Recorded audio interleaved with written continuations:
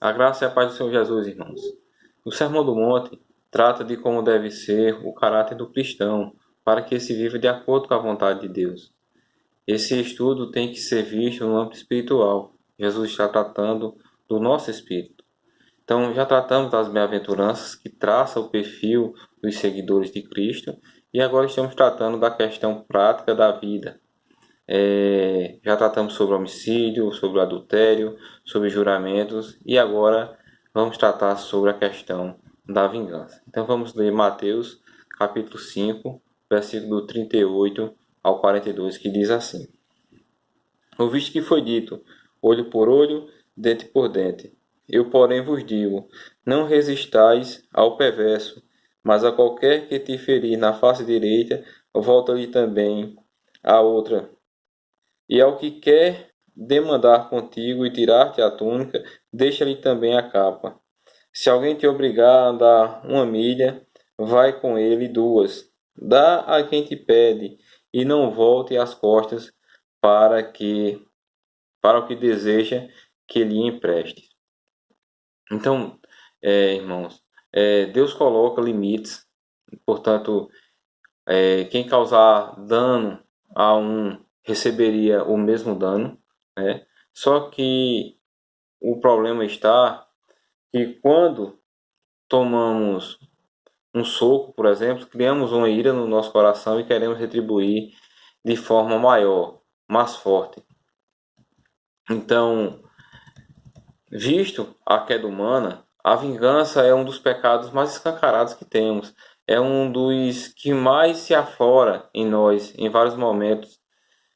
Desejamos pagar o mal com o mal, e isso é quase que automático. Então, todos nós temos sonhos, projetos, e quando algo acontece que nos atrapalha de forma injusta, queremos logo a justiça e nos vingar imediatamente. Então, muitas vezes, a paciência que temos é só para articular uma forma para que a pessoa que nos ofendeu venha a sofrer mais do que aquilo que ela nos ofendeu, ou seja, pagar com juro e correção.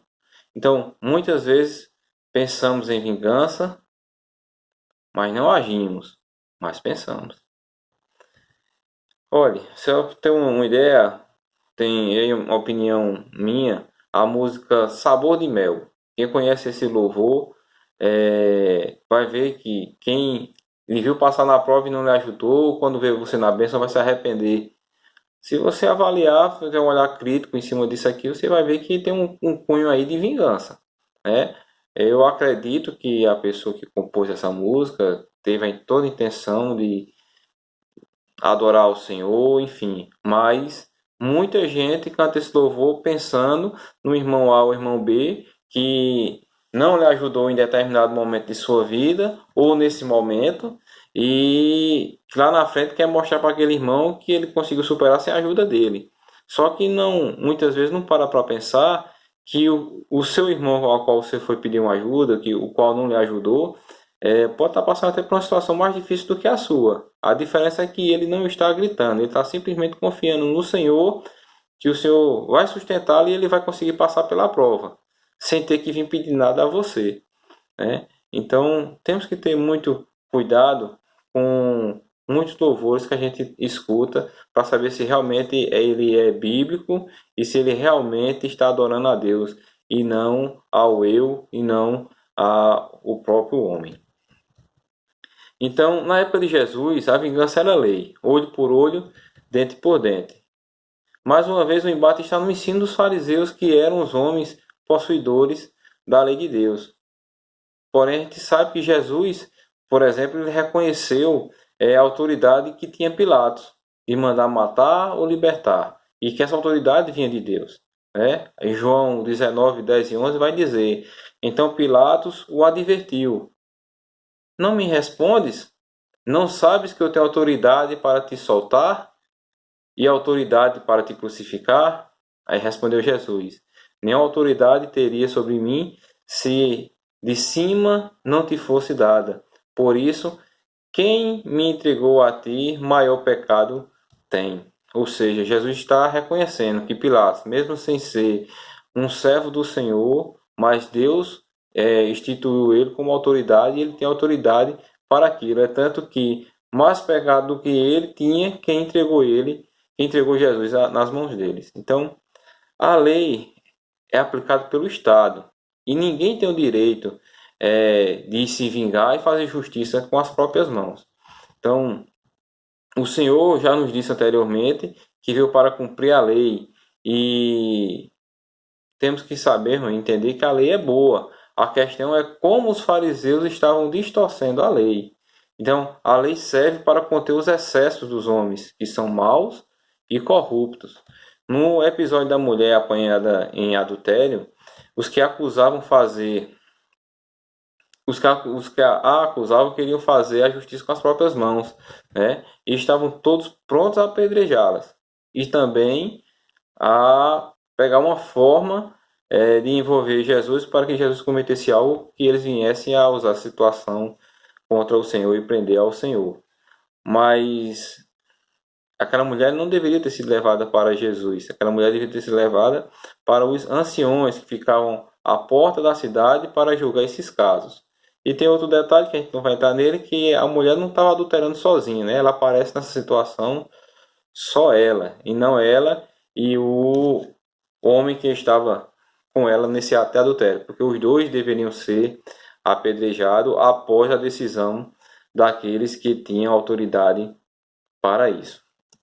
Então, a vingança, muitas vezes, ela pode prejudicar até mais quem está procurando se vingar do que o vingado, porque às vezes você está até se irando com alguém por alguma coisa que aquele alguém nem tem culpa. Você que julgou ele culpado, mas muitas vezes ele não tem.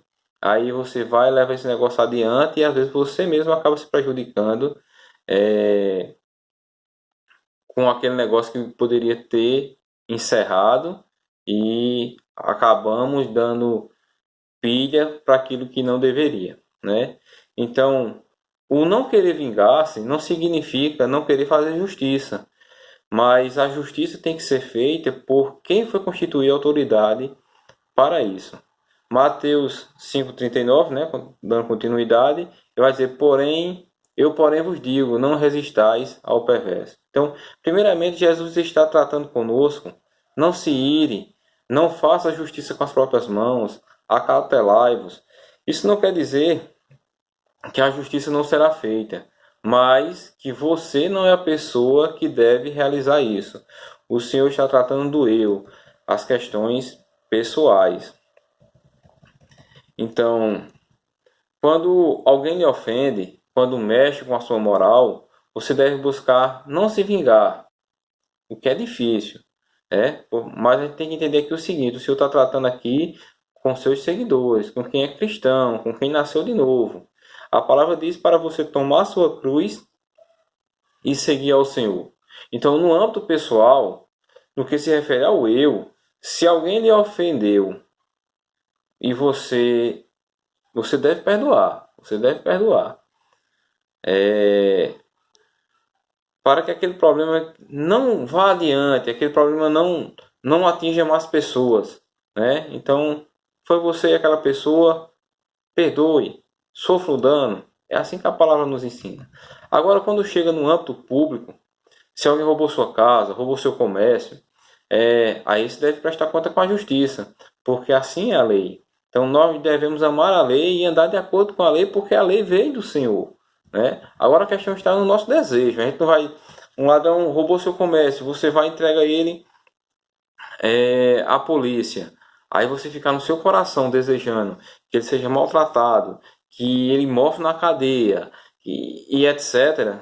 Não, isso aí está errado. Você tem que entregar ele para que, no intuito de que ele use o tempo que vai estar preso, para que ele venha refletir sobre a vida, refletir sobre o que fez e que ele venha sair dali regenerado e se tornar um cidadão de bem e ser reintegrado à sociedade. É esse o pensamento que nós temos que ter, né? Então, o seu coração vai dizer o que é que você está fazendo, né? João capítulo 18, versículo 22 e 23, a gente vai ver que o Senhor, ele replicou em uma situação, pelo menos nessa situação que é a do exemplo aqui.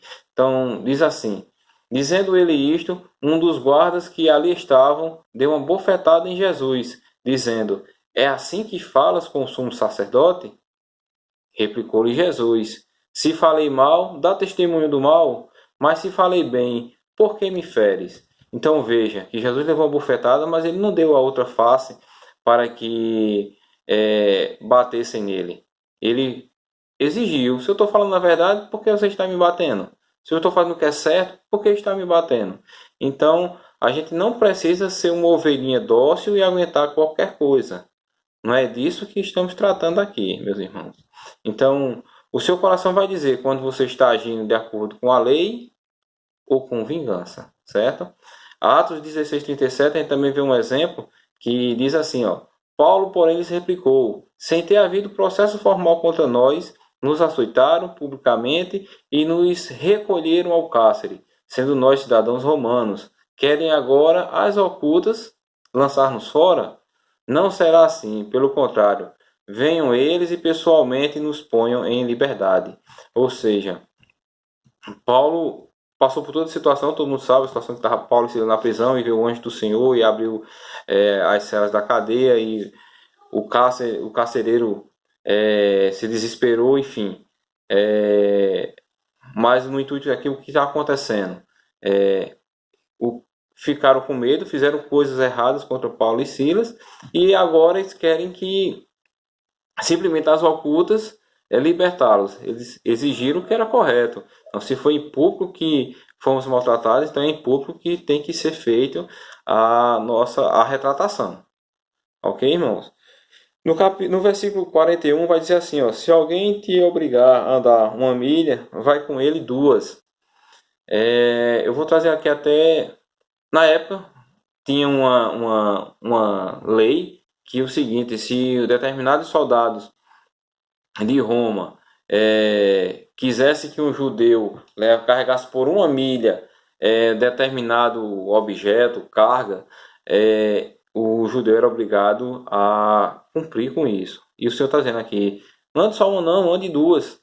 Né? E eu trago aqui o exemplo de José do Egito, né? Porque você vê que ele passou por tudo que passou, mas não resmungou e procurou em todos os momentos dar o seu melhor. E o resultado disso que foi? Ele foi bem quisto na casa de Potifar. Depois aconteceu aquela situação da mulher de Potifar, ele foi preso e ele não ficou resmungando por conta daquela mulher mentirosa, isso, aquilo, outro. Não, ele foi lá e procurou fazer também o seu melhor e também se tornou o braço direito do carcereiro. Depois a mesma coisa aconteceu, ele se tornou governador do Egito, né, tendo acima dele somente Faraó. Então, assim, a questão aqui está em: faça o seu melhor, faça o algo mais. Se estamos conformados, irmão, com aquilo que fazemos, temos que estar conformados com o que temos.